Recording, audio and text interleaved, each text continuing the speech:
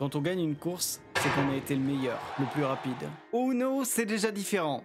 Là, j'ai gagné la chance. Parce qu'un jeu de hasard, ça ne cherche pas à définir le meilleur joueur, mais celui pour qui les étoiles se sont alignées, celui qui a eu le plus de chance. Et ok, pourquoi pas, mais pour une scène compétitive, c'est pas le plus intéressant. Regardez Smash Bros. Pour rendre leur jeu compétitif, ils ont dû supprimer le hasard des parties qu'on fait habituellement en slip à 2 heures du match. Plus d'objets, plus de variations de terrain, c'est un 1v1 pour définir qui est le meilleur joueur, donc tout doit être sous le contrôle des joueurs. Si un joueur perd, c'est de sa faute. Si un joueur gagne, c'est grâce à lui. Est-ce qu'il est possible de faire pareil avec le Uno, de donner aux joueurs les mêmes chances de gagner, de supprimer cette chance pour définir qui est le meilleur joueur? Pour ça, on va se baser sur les règles officielles de Mattel. Vous savez, celles où on ne peut pas faire de doublons, où on ne peut pas enchaîner les +2, et celles où en fin de partie, on doit calculer nos points en fonction des cartes que les autres joueurs ont encore en main. Donc, pas la meilleure version d'après moi, mais l'officielle, pas le choix. Non, en vrai, qui compte les points? On va garder pour sûr le but du jeu, être le premier à se débarrasser de toutes ces cartes. Ensuite, je vais privilégier faire un jeu cool plutôt que de respecter toutes les règles du Uno. Je vais pas vous les réexpliquer, il y a de grandes chances pour que vous ayez déjà joué une partie. Nous, on va plutôt voir à partir de quand le hasard rentre en jeu. Donc on distribue les cartes, et c'est déjà là. Comme on l'a vu dans l'intro, un joueur avec un mauvais jeu de base n'a pas du tout les mêmes chances de gagner qu'un joueur avec un très bon jeu. Et c'est complètement du hasard. Pour arranger ça, il nous faudrait une nouvelle façon de distribuer les cartes. On peut par exemple laisser les joueurs construire leur jeu eux-mêmes. Enfin, on peut pas vraiment les laisser choisir comme ça parce que le résultat serait évident. J'avais pensé à retourner 2 cartes. Si un joueur est intéressé par le combo, il doit dire top en premier pour les récupérer. Puis on recommence jusqu'à que tout le monde ait un jeu complet. En gros, si t'as un mauvais jeu, c'est que t'étais pas assez rapide. Ou, deuxième solution, on donne à tout le monde la même chose.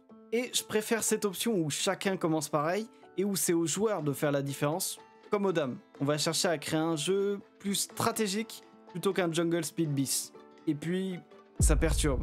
Ou non, on n'a pas l'habitude d'avoir une main comme ça, surtout d'une seule couleur. Mais imaginons qu'on commence comme ça, avec les chiffres de 1 à 9. Sans le 0, car il y a moins d'exemplaires au 0, donc il y en aurait rapidement plus assez pour tout le monde. Et sans carte action pour l'instant. Là, normalement, on retourne une carte pour débuter la pile, et encore du hasard. Mais c'est facile à changer, on va redonner le contrôle au joueur. Celui qui commence pose la carte qu'il souhaite. Bon, là, c'est le bleu qui commence parce que j'aime bien le bleu. Ouais, on verra pour définir correctement qui commence plus tard. Maintenant, la façon classique de recouvrir une carte, c'est de mettre une carte de la même couleur ou de mettre une carte portant le même numéro. Donc le rouge pose un 4, pour le jaune c'est pareil, il n'a pas d'autre choix que de poser un 4, et maintenant, le bleu peut déjà plus jouer. Bref, c'est pas fou. Il va aussi falloir créer une nouvelle façon de recouvrir les cartes. Pour ça, j'ai fait plein de tests, seul, parce que je suis seul, et la meilleure façon que j'ai trouvée pour recouvrir une carte, c'est de mettre une carte de même couleur, ça c'est top, on ne touche pas, ou de mettre une carte portant un numéro adjacent. Alors par exemple, sur un 7 rouge, on peut poser un 6 ou un 8 de n'importe quelle couleur. Sur un 1, on peut poser un 2, pareil, de n'importe quelle couleur. Et comme poser une carte rouge marche toujours, on arrive à 3 possibilités de jeu au lieu de 2. Alors j'aurais pu garder le droit de poser une carte portant le même numéro, mais ça aurait fait trop de possibilités. Sinon, j'aurais pu donner le droit de poser une carte portant le même numéro ou un numéro au-dessus si vraiment on voulait faire comme le Uno de base. Oui, ça marche, on serait toujours limité à 3 possibilités de jeu, mais ça fait vraiment plus brouillon dans les règles. Et c'est plus dur à apprendre. Enfin maintenant, on a presque la moitié d'un prototype jouable et on commence même à avoir un peu de lumière de fun. Regardez, alors je sais pas si cette disposition est vraiment possible, mais imaginons qu'on joue à 2 et que nous sommes le joueur bleu. Sur un 4, on peut soit mettre un 3, soit mettre un 5, car on n'a pas la bonne couleur. Si on met notre 3, le rouge n'a pas d'autre choix que de mettre son 2, mais on se retrouvera bloqué juste derrière. Alors que si on met notre 5, encore une fois, le rouge n'a pas le choix, cette fois il doit mettre son 6, mais nous, on pourra enchaîner sur notre 7. Et cette fois, c'est lui qui se retrouvera bloqué. Eh, mais il y a un début de réflexion sympa, là. Ok, mais sinon, comment on pioche? Parce que là, le rouge ne peut plus jouer. Donc, pas bien, il prend un malus, donc il pioche. Sauf qu'il n'y a rien de plus hasardeux que la pioche, rien de moins prévisible. Cool, 1 plus 4. Et juste passer son tour, bon déjà c'est faible comme malus, mais en plus ça peut complètement figer le jeu. Bon ben je peux pas jouer, donc à toi. Ok, mais moi non plus je peux pas jouer, donc c'est à toi. Ouais, et ben si c'est à moi, ben je peux pas jouer. Donc faut bien piocher, mais sans pioche. Faut piocher dans la pile. C'est prévisible, puisqu'on sait que si on empêche le prochain joueur de jouer, il va piocher la dernière carte qu'on a posée. Là, le rouge prend notre 7. Et on va devoir faire une autre petite rayure sur une règle officielle. Quand un joueur pioche, si cette carte peut être jouée, il a le droit de la poser immédiatement. Non, parce que sinon, je prends ton 7 et je le rejoue. Non, il prend notre 7 et c'est tout. Bon, derrière, on n'a pas d'autre choix que de prendre son 6, mais c'est cool. Maintenant, on a plusieurs couleurs dans notre jeu. Pareil pour le rouge qui va pouvoir jouer la couleur. Nous, si on met notre 6, il pourra jouer la carte rouge qu'il veut. Soit il met son 2 et c'est gagné. Soit il met son 1 et c'est pas gagné. Une chance sur 2. Not bad. Ou sinon, on met notre 3. Le rouge n'a pas d'autre choix que de mettre son 2. Et là, grâce à la couleur, bam, c'est dans sa gueule. Victoire. Sauf que je vous ai menti. Le rouge n'a pas d'autre choix que de mettre son 2. Encore une fois, le rouge n'a pas le choix. Cette fois, il va mettre son 6. Le rouge n'a pas d'autre choix que de mettre son 2. Qu'est-ce qui l'empêchait de juste piocher? Parce que ça rend l'exemple très mauvais, oui, c'est vrai, mais surtout parce que c'est trop fort. Uno, piocher une carte, ça change pas le jeu. C'est uniquement négatif pour le joueur qui choisit de pas jouer. Ici, choisir de ne pas jouer et donc piocher, ça permet souvent de faire piocher l'adversaire avec. Surtout que nous, on sait à l'avance quelle carte on va avoir. Donc si on pioche au bon moment, ce qui devait être un malus nous permet au final d'avoir un avantage. On est d'accord, ça casse pas vraiment le jeu, mais même si c'est jouable, déjà ça rallonge de beaucoup les parties parce qu'on va piocher plus de cartes, mais ça devient aussi plus difficile d'en finir une. Aucun joueur ne peut mener l'autre à jouer dans son sens, car il a toujours l'option de piocher pour retourner le jeu en sa faveur. Et quand on arrive enfin à finir une partie, c'est un peu au pif. Donc, nouvelle règle, si le joueur peut jouer, il doit jouer. Voilà, on a un bon système, forcer nos adversaires à aller dans notre sens, c'est fun. Pose mon 4, comme ça le rouge est obligé de mettre son 3. Ok, maintenant le jaune pose son 2. Bingo! C'est gagné! Je suis un génie. Vous commencez à comprendre l'idée, mais faudrait pas que ça devienne répétitif à la longue. Donc, si on continuait comme ça, en rajoutant un peu plus de nouveautés. Attendez, mais il y avait d'autres cartes que les chiffres dans le Uno. Le plus 2, le passé, l'inversion, la carte blanche et la blanche plus 4. J'appelais ça un joker perso. Ça a peut-être un rapport avec le fait que j'ai la notice en canadien. Donc prenons une des cartes les plus cool pour étoffer notre jeu de base. Le plus 2. Si on pose un plus 2, le joueur suivant doit piéger... piocher 2 cartes et passer son tour. C'est fort, même très fort, puisqu'on sait quelle carte le joueur suivant va piocher. Si on pose un plus 2, il va piocher les 2 cartes du dessus de la pile, et pas le plus 2 plus une carte de la pile, parce que ce serait un peu trop sympa. Et quand est-ce qu'on peut le poser? Parce que c'est un symbole, on peut le poser en fonction de sa couleur, ça marche toujours. Mais on peut pas le poser en fonction de son chiffre, parce que il a pas de chiffre. Sauf si on considère que c'est un 2. Ça donne plus d'occasion de le poser et on va vite comprendre que si on met un 1 ou un 3, ça peut déclencher une attaque sur nous ou sur un autre joueur. Le 2 devient une carte bien plus intéressante et le 1 et le 3 aussi. Continuons de continuer comme ça en rajoutant une carte importante de l'autre côté. Voilà un 10. Si, un peu. Parce que si on considère que c'est un 0, ça met toutes les cartes actions du même côté.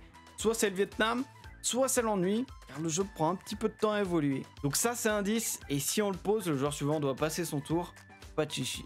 Et maintenant, qu'est-ce qui nous reste? Parce que les jokers comme le 0 ont moins d'exemplaires, et en vrai c'est plus super intéressant de pouvoir changer de couleur. Par contre, garder une carte qui se pose sur n'importe quelle autre carte, c'est toujours cool, donc on va pouvoir garder ce pouvoir et le donner à la dernière carte qui nous reste, la mythique carte inversion.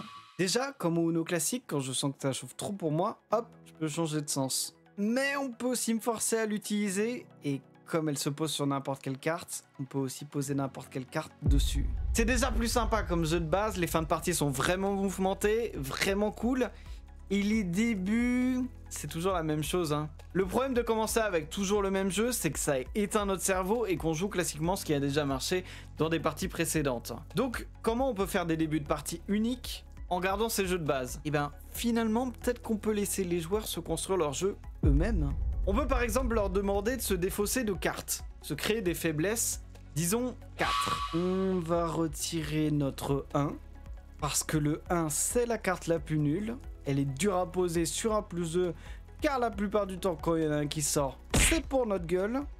Sinon, on va garder les cartes actions, forcément, Donc on peut par exemple enlever encore notre 5, notre 6 et notre 8. Chaque joueur fait ses choix, crée les faiblesses de son jeu, ce qui va permettre dès le début de partie d'exploiter ses faiblesses comme on le faisait avant qu'en fin de partie. Et vous savez ce qu'on faisait d'autre en fin de partie? Utiliser plusieurs couleurs. Et ça tombe bien parce qu'il y a maintenant des cartes d'autres couleurs qui n'attendent que d'être utilisées. Par contre, on va pas pouvoir commencer avec 56 cartes. Dans le Uno de base, c'est combien de cartes déjà?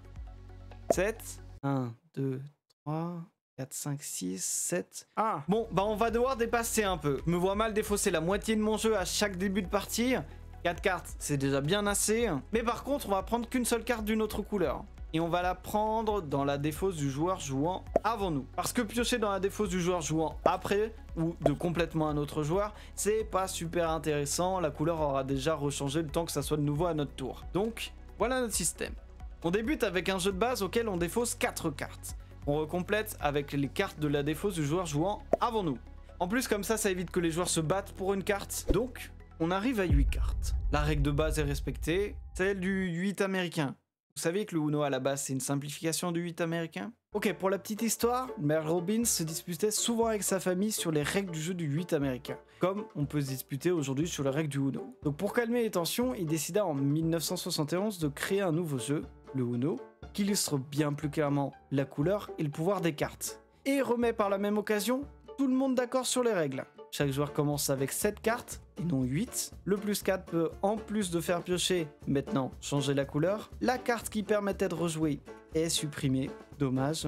Et si une carte action est tirée en premier, son effet s'applique. Tiens, je savais même pas ça, moi, quand il y avait une carte action, je retournais une autre carte pour commencer le jeu. Bon, on a créé des débuts de partie à chaque fois uniques, toujours sans la minuscule intervention du hasard. Enfin, unique, pas vraiment. On a juste 3930 possibilités de jeu pour un joueur, donc 11 790 débuts de partie possibles à seulement 3 joueurs, faudra s'en contenter. Et parce qu'on a maintenant plusieurs jeux différents, il est possible de correctement déterminer qui commence. Parce que faire commencer les bleus comme on fait commencer les blancs aux échecs, c'est pas juste. Tout le monde va vouloir être bleu, car commencer c'est fort. Et cette solution marche même plus quand il y a plusieurs joueurs bleus.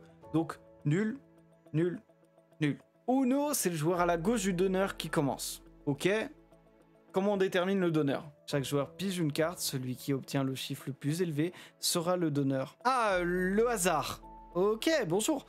Ça faisait longtemps, non, trop pas surtout, non, tout ce qui est Shifumi, pile ou face, c'est plutôt banni ici. Non, le seul moyen qu'on a pour déterminer qui est le joueur qui mérite de commencer, c'est de regarder comment il a construit son jeu. On peut par exemple dire que le joueur dont la somme des cartes est la plus basse commence. Pourquoi la somme la plus basse, c'est pas la plus haute? Parce que le 1, c'est la carte la plus nulle. C'est la première carte que tout le monde pense à retirer, et tout le monde la retirait si ça ne rendait pas plus difficile l'accès au droit de commencer. A l'inverse, les cartes qu'on veut garder valent beaucoup de points. Une carte passée, c'est 10 points, 1 plus 2, ou une carte inversion, c'est 20 points. S'en débarrasser, ça fait la différence, mais c'est risqué. Parce que si on n'a pas la main, on commence avec une carte action en moins, et peut-être même que le joueur qui joue après nous en a une en plus. De rien, ça fait plaisir. Dans le cas d'une égalité, c'est celui avec le plus de cartes de haute valeur qui commence, juste parce que c'est plus simple à identifier grâce au symbole. Et si les jeux sont 100% identiques, Shifumi, il n'y a qu'une chance sur 1320 que deux joueurs aient exactement le même jeu, soit 0,07% de chance. Du coup oui, Shifumi. Depuis le début, je vous montre des exemples de parties sympas, mais est-ce que vous voyez jouer comme ça? Non, hein? Moi non plus. Si pendant la préparation de notre jeu, c'est cool que les cartes qu'on ait défaussées soient cachées, parce que ça empêche les autres joueurs de se baser sur ce qu'on a fait pour nous la mettre à l'envers, après la préparation, les jeux de tous les joueurs doivent être constamment visibles par tous. Je sais, c'est très particulier pour un jeu de cartes. Le poker est aussi très stratégique, pourtant les jeux des autres restent cachés. Oui, mais le poker, c'est surtout du bluff.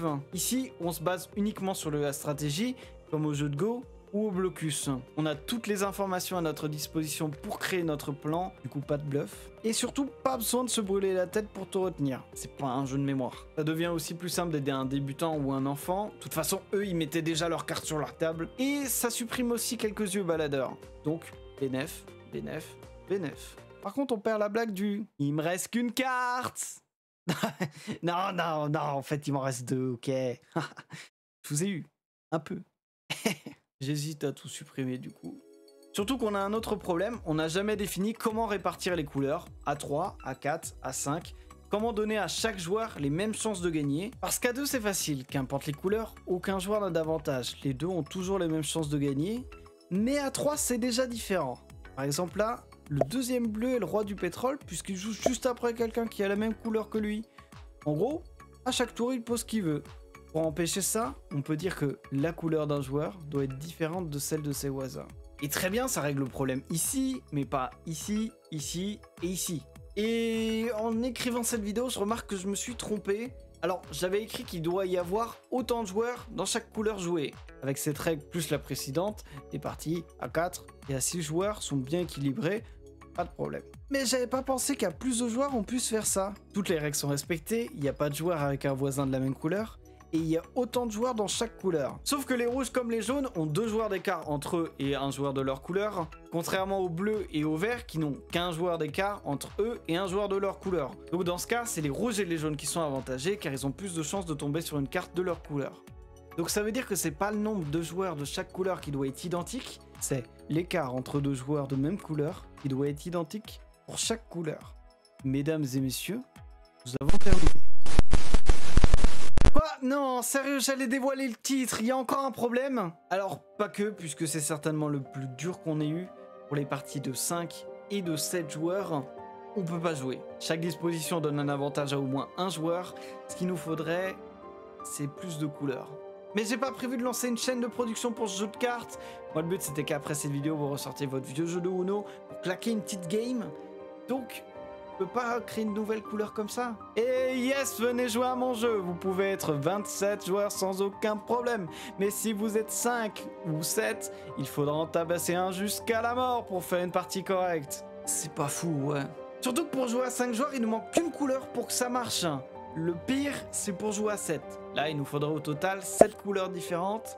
Nous, on en a 4. Donc on va devoir sortir le scotch pour recouvrir cette plaie béante. Voilà. Une nouvelle couleur, le rouge inversé. Alors oui, j'ai juste mis la carte à l'envers, mais ça marche. Même si c'est moins beau, on comprend que c'est une couleur différente. Et si vraiment vous avez du mal, vous la posez comme ça. Voilà. Là maintenant, personne viendra poser du rouge sur du rouge inversé. Et si on fait ça pour chaque couleur, on obtient 8 couleurs différentes. C'est bon, tout fonctionne. Maintenant, vous pouvez jouer à l'Unoriginal. Vous avez vu, c'est un petit jeu de mots entre Uno Original et Unoriginal qui veut dire pas original en anglais. Et pourquoi pas original? Parce que tout est prévisible, tout est sous le contrôle des joueurs. Il n'y a rien d'original, rien de fondamentalement inattendu, rien qui provient du hasard. Parce qu'on a supprimé la chance du Uno. À 99,93%, il reste toujours un très violent règlement de compte au Shifumi dans 0,07% des parties. C'est acceptable pour une scène compétitive, donc ça devrait être acceptable chez vous. Vous pourrez vous départager, définir qui est le meilleur joueur, et n'oubliez surtout pas de vous amuser. Si le Uno est aussi populaire, c'est parce qu'il repose sur 4 piliers. La simplicité, la continuité, la surprise et l'inclusivité. Grâce aux 4 couleurs, jaune, rouge, vert et bleu, et aux chiffres, tout le monde peut y jouer et à tout âge, quelles que soient les nationalités. Certes, le Uno n'est pas un jeu compétitif, on l'a vu, c'est un fait, mais on s'en fiche de savoir qui gagne au Uno. Le Uno, c'est un jeu pour jouer ensemble, et non contre. Vous aussi, pensez à jouer ensemble, pensez à jouer pour vous amuser.